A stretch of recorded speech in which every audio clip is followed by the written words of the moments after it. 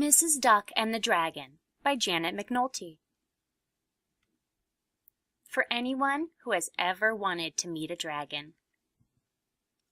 On a beautiful sunny morning, Mrs. Duck walked along the pond, admiring the flowers and the crystal blue water. As she walked, she bumped into something.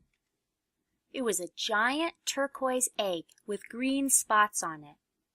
Curious, Mrs. Duck tapped on the egg. "Hello," she said. The egg jumped.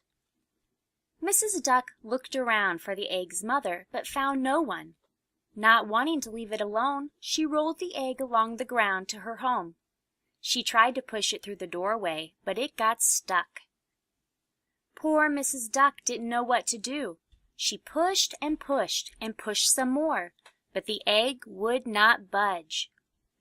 Suddenly, the egg jumped and twitched as cracks appeared along the side. Curious, Mrs. Duck leaned closer for a better look. A big crack echoed around her as out popped a dragon. Mrs. Duck jumped back in surprise. She looked at the dragon as it smiled at her with big, innocent eyes. Knowing that she could not leave a baby dragon alone, Mrs. Duck led him inside. The dragon's tummy growled. The poor thing was hungry and started crying. Mrs. Duck calmly patted the dragon's snout and quieted him. She searched her kitchen for something to feed the dragon. What do dragons like to eat? She asked herself. Mrs. Duck found some oatmeal cookies. She put them on a plate and placed them in front of the dragon. The dragon looked at it. He carefully stuck one cookie in his mouth and spat it back out. "Yuck!" said the dragon. Mrs. Duck went back to the kitchen and searched through the cabinets. She found a jar of pickles. "Maybe he will like these." The dragon sniffed the pickles and tossed the jar out the window. Mrs. Duck went back to her kitchen and opened the refrigerator. "Maybe he likes cheesecake." She put the cheesecake before the dragon. The dragon slurped it up in one gulp before immediately spitting it back onto the plate.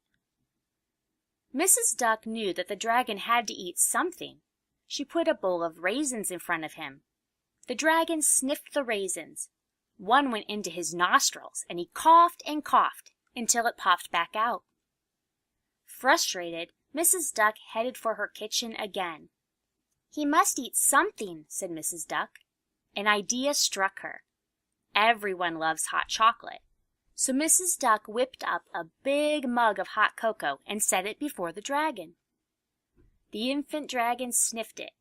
Thinking it smelled good, he dived for it, getting the mug stuck on his snout. The dragon danced and pranced around the room as he tried to get the mug off of his nose. Finally, it came off with a loud pop. The dragon's stomach growled again. Poor Mrs. Duck didn't know what to do. "Perhaps you could tell me what you want to eat," she said. The dragon eyed her. It licked its fangs as it looked at her as though she were a meal. Suddenly, Mrs. Duck realized that the dragon intended to eat her. Mrs. Duck ran around that room, toppling over furniture as the baby dragon chased her. The dragon had cornered her. Mrs. Duck shook with fright as she watched the hungry dragon come closer.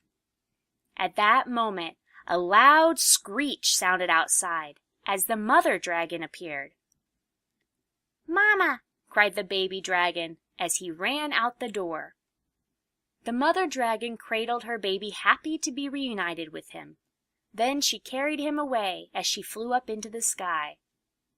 Mrs. Duck watched them leave, relieved that she was no longer on the menu. The end.